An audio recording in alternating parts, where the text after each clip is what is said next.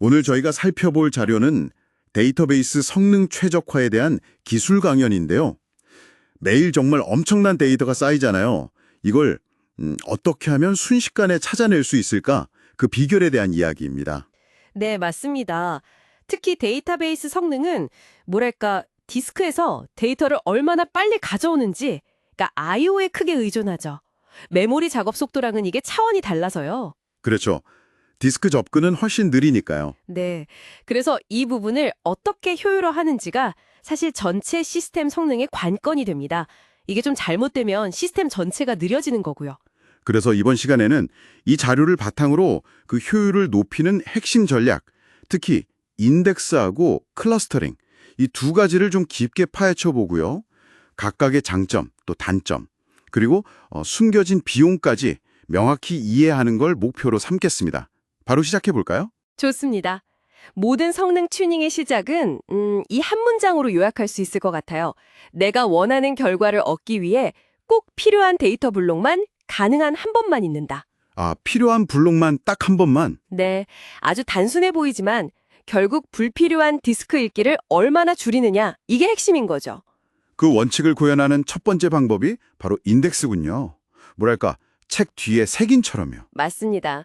예를 들어 고객 번호 같은 인덱스가 있으면 그 고객 정보를 바로 찾을 수 있다, 이런 개념인데 근데 이게 항상 좋은 건 아니라고요. 네, 그렇습니다. 클러스터링 팩터라는 개념이 여기서 중요해지는데요.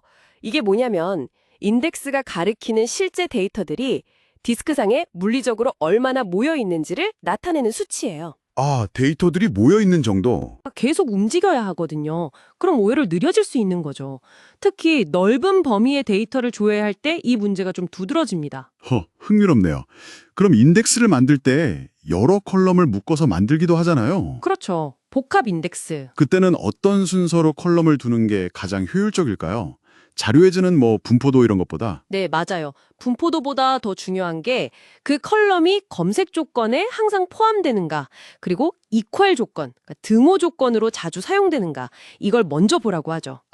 이퀄 조건으로 자주 검색되고 거의 항상 조건에 들어가는 컬럼. 네, 그런 컬럼을 인덱스 앞쪽에 두는 것이 디스크 접근 횟수를 줄이는데 훨씬 유리합니다. 흩어져 있는 데이터를 여러 번 접근하는 그런 비효율을 막는 거죠. 알겠습니다.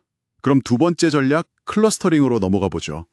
이건 아예 데이터를 물리적으로 한 곳에 모아두는 방식이라고요? 자주 쓰는 물건들을 한 서랍에 정리해두는 것처럼요. 네, 정확한 비유입니다.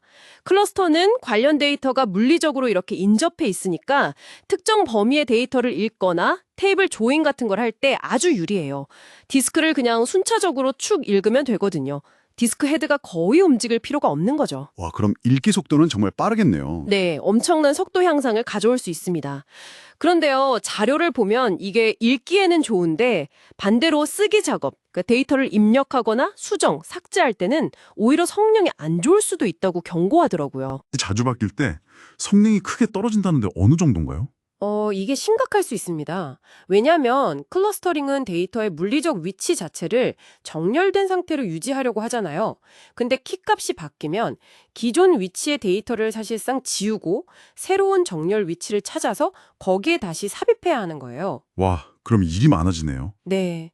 이 과정에서 오버헤드가 상당히 발생하고 특히 동시성이 중요한 시스템에서는 이게 병목 현상을 일으킬 수도 있죠. 그렇군요.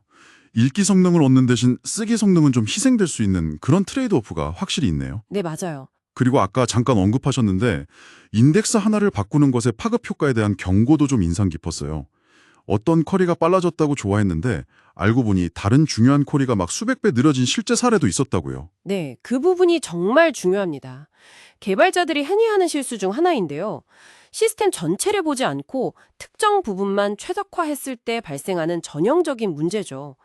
자료에 나온 그 실제 사례처럼 정말 간단해 보이는 인덱스 변경 하나가 전체 시스템에 걸쳐서 예상치 못한 아주 심각한 성능 저하를 일으킬 수 있습니다. 와, 무섭네요. 그래서 병영 전후의 전체 워크로드에 대한 영향을 반드시 테스트하고 검증해야 합니다. 부분 최적화의 함정에 빠지면 절대 안 돼요. 전체 워크로드 관청 중요하군요. 쿼리 작성 자체에 대한 조언도 있었죠. 특히 그 조건에 따라 SQL 문장이 계속 바뀌는 동적 SQL. 네. 동적 SQL. 이게 유연해 보이긴 하는데 성능에는 좀 안 좋을 수 있다고요? 와일드카드 문제도 그렇고요. 맞아요. 동적 SQL은 실행 시점마다 최적화 과정을 다시 거쳐야 할 수도 있고요. 특히 그 퍼센트, 와일드카드가 컬럼 이름 앞에 붙는 경우. 예를 들어 like 퍼센트 검색어 이런 식이면 인덱스를 거의 활용하지 못하게 만들어요. 왜 그런 거죠? 옵티마이저가 검색 범위를 예측하기가 너무 어려워지니까요. 사실상 전체를 다 훑어봐야 할 수도 있고요. 그래서 대안으로 제시된 게 미리 여러 조건 조합에 맞춰서 최적화된 실행 경로를 만들어두는 정적 SQL 기법이었군요. 예를 들어 유니언 올 같은 걸 활용하는 방식이요. 소스에서는 이걸 머리로 짠 SQL이라고 표현했던데 재밌는 표현이네요.